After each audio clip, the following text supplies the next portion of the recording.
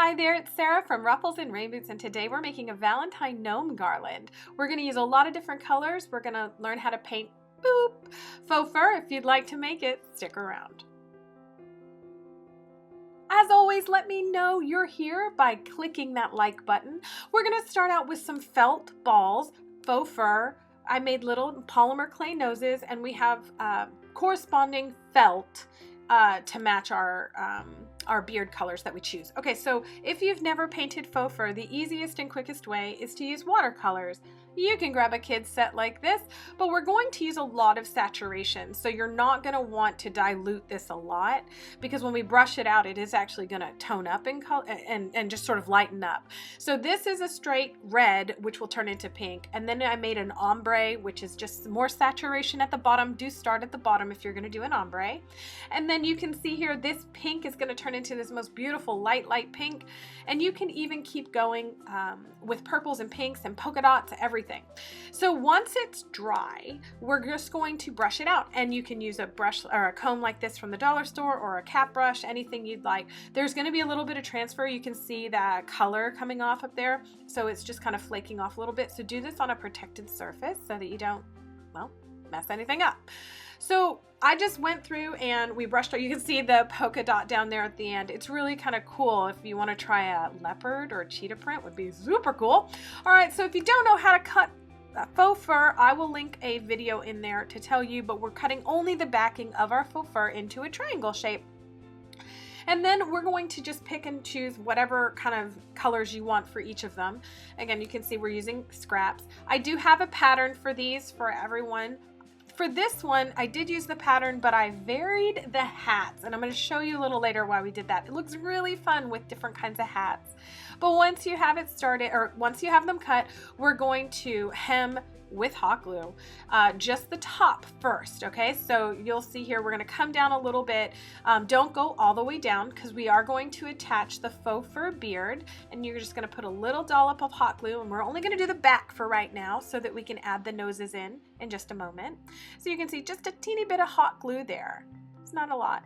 And we're going to come down just a little more. We're creating a pocket, by the way. So if you want the twisty, bendy hats like we have in our garland, we're going to create a little pocket. Okay, so you can see we're just going to make sure that our hot glue sets and sticks. There we go. You can kind of see how we're just folding it up and over. Now this is the back. There we go. A little bit more. We're using the low temp on this because it's felt.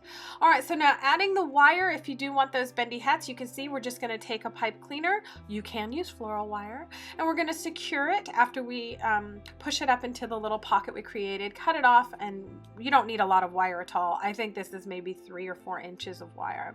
And then we're gonna repeat this for all of our pairings. And you can see we have a different shape hat here. It all sort of starts as a triangle, but what we're doing is varying the length and the width.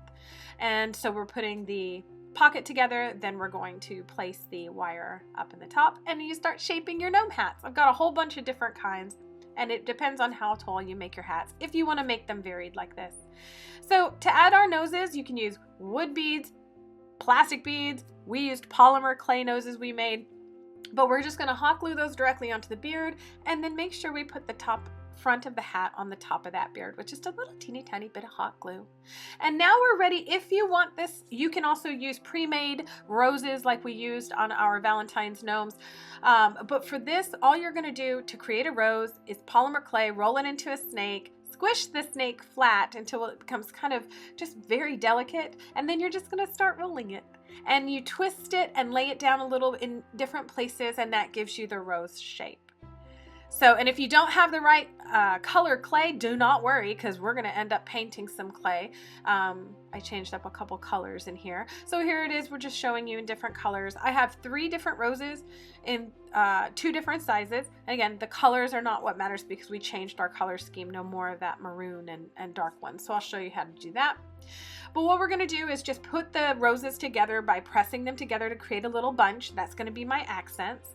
And now we're just going to string the gnomes using felted beads, then a gnome, up towards the hat, top of the hat, then felted beads, then a gnome, felted beads, then a gnome. It's really simple project. I buy the beads, the felted wool beads already done for me off Amazon or Etsy. So I'll put a link to those as well. So we changed our color scheme here, and I had it painted a little bit different color purple, and I am no longer using the maroon. So I am going to be painting those white. You don't have to do this.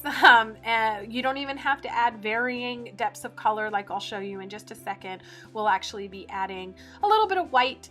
You can use a little glitter if you want, but I wanted to change up these colors because they didn't look the best at the end. But that's what the acrylic paint is for. So you can kind of see first coat, we're just putting everything on here. And you don't have to be very exact or anything because we are going to add a little depth and dimension in just a second. So these don't take very long to dry at all. Once they are dry, just take the white and sort of dilute it a little bit to add the highlights to the flowers. You can see it on the pinks and the darker flowers a little bit better. And again, I'm not an artist here, so I don't know what I'm doing. And it looked good. Okay, so now we're going to just hot glue these on. You don't have to put them on every gnome if you don't want to, but I thought it was a good way to bring them all together. And that's it. That's the entire project, everyone. Now you string it up and you decorate it.